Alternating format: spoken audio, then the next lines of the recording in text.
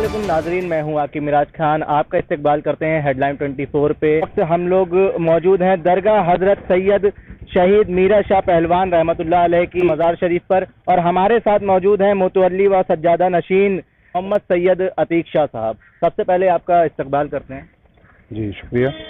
और जैसा कि आप नाजरीन जानते हैं कि लॉकडाउन का समय है, कोरोना पैंडेमिक का माहौल है, तो ऐसे में सरकार के द्वारा जो गाइडलाइन दी गई हैं उसमें ताज़ियादारों और अज़ादारों में खासा मायूसी देखने को मिल रही है। इस सिलसिले में हम आज बात करेंगे मोहम्मद सैयद अतीक शाह साहब से, जो कि सज्जादा नशीन है। हम सबसे पहले यहाँ पे करबला भी मौजूद है, जो हम अपने कैमरामैन से गुजारिश करेंगे जो कि आपको दिखाएं। यहाँ पे आज 9 तारीख है मुहर्रम की, कल तदवीन भी होनी थी, लेकिन आइए हम जानते हैं मोहम्मद सैयद अतीक शाह साहब से। जहाँ तक गम हुसैन मनाने की बात है, हर साल यहाँ पर 9 तारीख को और 8 तारीख को मजलिस होती थी और कुरान खानी होती थी यहाँ पर पहले, ठीक है ना। लेकिन लॉकडाउन की वजह से इस साल सब कुछ बंद कर दिया गया है और प्रशासन द्वारा आदेश भी है कि इसको ना कराया जाए, तो हम लोग उसका पालन भी पूरी तरह कर रहे हैं कि लॉकडाउन में इस कोरोना से बीमारी से बचाव जाए और सबको बचाया भी जाए, ठीक है ना। और गम हुसैन मनाने के लिए दिल में जज्बा चाहिए और वो कुर्बानी अपने दिलों में याद रख के ईमान को जिंदा रखना हमारे लिए बहुत ज़रूरी है।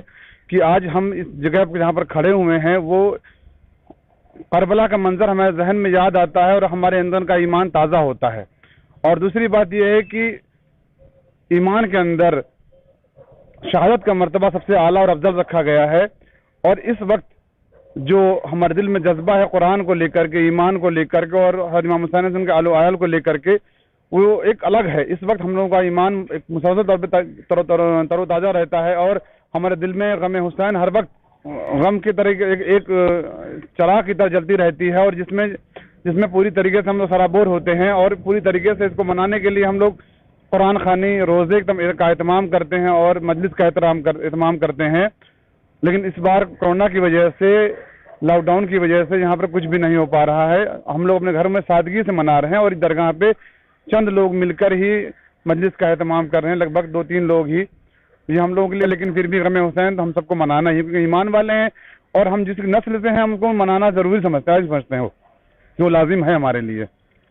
और बाकी करबला की जो तरतीब होती है, ताज़िया दफन होने का सिलसिला होता है, वो जैसा चाह पहले वैसा रहेगा। हमारी करबा प्रभारी से बात हुई, उन्होंने मुझे बताया कि ऐसा है मेरा कि आप ताज़िए को इकट्ठा ना करके अलग अलग करके लाएं और आराम दफन करें, इसमें कोई तकलीफ नहीं होगी। तो हमने भी उनका पूरा सहयोग देने के लिए पूरा आश्वासन दे दिया और उन्होंने भी मुझे इसका पूरी तरह से मदद की है। और मैं समझता हूँ कि प्रशासन पूरी तरीके से हम लोगों का साथ दे रही है और आने वाले वक्त में इस बीमारी से हम सब निजात पा जाएंगे मौला के सदक़े में। और यकीनन इस बात समझ रहे हैं कि कोई ऐसी दिक्कत आने वाले वक्त में नहीं होगी। हमारे मुल्क से इस कोरोना को हटाकर हम सबको जैसे पहले थे उस तरीके से दोबारा रह करके हम गम हुसैन के साथ साथ तमाम और मस्जिद से तमाम जुलूस, तमाम तरह के त्योहारों को पूरी तरीके से मना सकेंगे। और गम हुसैन को हम अगर आज देखें तो इस गम के इस वक्त पर जो हो रहा है, जो परेशानियां हो रही हैं, उससे हम अल्लाह से दुआ करें ताकि हम तमाम परेशानियों से बाहर निकल जाएं और गम हुसैन को अपने दिल के अंदर मनाएं और इसको ताज़ा रखें ताकि हम सबका ईमान इससे ताज़ा होता है। बेशक ये करबला है और कल 10 तारीख है और तदफीन भी होनी है कल, तो कुछ लोग आएंगे क्या तदफीन करने?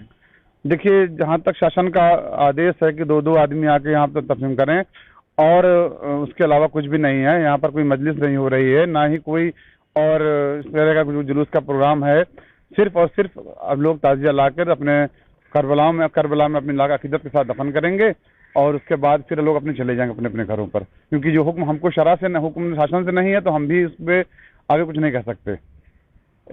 ये जो मीरा शाह बाबा रहमतुल्लाह अलैह की मज़ार है, इसकी तारीख़ के बारे में भी हमें कुछ बताइए आप। दरअसल ये दरगाह हज़रत मीरा शाह रहमतुल्लाह अलैह, ये हज़रत सैयद सलार गाजी मसूद रहमतुल्लाह अलैह के साथ में 435 हिजरी में हिंदुस्तान तशरीफ़ लाए थे और उनके सिपह सलार थे आपने। चूँकि अल्लाह के वली जहाँ जहाँ भी होते हैं, ठीक है ना, तो वहाँ पर एक चीज़ अलग से गुलजार हो जाती है और वहाँ तमाम मुअज़्ज़िन होने शुरू होते अपने आप। लेकिन उसके साथ साथ ये भी है कि अल्लाह ताला ने उन जगहों को नूरानियत से भर दिया है और नूर से भर दिया है और वहाँ फैज़ के तमाम चश्मे जारी कर दिए हैं। तो इस मुक़द्दस जगह से, अल्लाह के इस वली के दरबार से, जहाँ जहाँ अल्लाह का वली आराम फरमा है, उस जगह से अल्लाह ने सभी धर्म के लोगों को इज़ा फैज़ का एक जरिया आगे बढ़ा दिया है। और लोगों जो अकीदत वाले लोग हैं वो, और जो नाक़ीदत वाले लोग वो भी आके अल्लाह के वली की बारगाह से फैज़ हासिल करते हैं। तो ये लॉकडाउन भी चल रहा है साप्ताहिक 2 दिनों का, हाँ। और उससे पहले जब लॉकडाउन नहीं होता है लेकिन कोरोना पैंडेमिक है, केसेस लगातार बढ़ रहे हैं, तो भी लोग ज़ियारत के लिए आते हैं। देखिए, जहाँ तक लॉकडाउन से पहले की बात है तो यहाँ पर हज़ारों की तादाद में लोग आते थे हाजिरी के लिए, अकीदत के लिए, दुआ के लिए अपनी। लेकिन जब से लॉकडाउन लगा हुआ है तो पूरी सरकार की पाबंदी की वजह से यहाँ पर लोगों को आना मना कर दिया गया है। और गेट के बाहर से लोग अपनी हाजिरी देते हैं, दुआ करते हैं, अब उसके लिए कोई रोक पाबंदी नहीं है। और बाकी दरगाह बंद रहती है, और जो लॉकडाउन का समय है उसके हिसाब से 1, 2, 3, 4 इस तरीके से सिस्टम में लोगों को आके दरगाह के बाहर से हाजिरी कराई जाती है और दुआ की जाती है। बस उसके अलावा अदर कोई काम नहीं हो पाता। तो आपकी तरफ से यहाँ पर लोगों को क्या सैनिटाइजर और मास्क वगैरह भी दिया जाता है? देखिए, लॉकडाउन के वक्त तो हम लोगों ने रसद वगैरह पहुंचाया है, बिस्किट वगैरह, राशन वगैरह, तमाम चीज़ें का इंतजाम हमारे ज़रिए और हमारे तमाम अजीज़ हैं उनके ज़रिए किया गया है। लेकिन अभी मौजूदा हालत में सैनिटाइज़र के लिए जितना हम लोगों से हो सकता है वो हम लोग इंतजाम कर रहे हैं, और सैनिटाइजर उसके साथ साथ मास्क का भी इंतजाम कर रहे हैं। लेकिन जब कसी तादाद बढ़ जाती है तो लोगों को इस चीज़ पहुँचाना मुश्किल है, क्योंकि सरकार से मदद कोई मिलती नहीं है। और लिहाजा जो सरकार के अकीदतमंद लोग हैं उन सबसे ज़रिए ही, उन सबको मिला करके, उन सबसे बात करके उनके ज़रिए ही इन चीज़ों का इंतजाम किया जाता है, ताकि उस चीज़ों को लोगों तक पहुँचाया जाए, उनको शिफा मिल सके। बहुत बहुत शुक्रिया हमें वक्त देने के लिए। जी।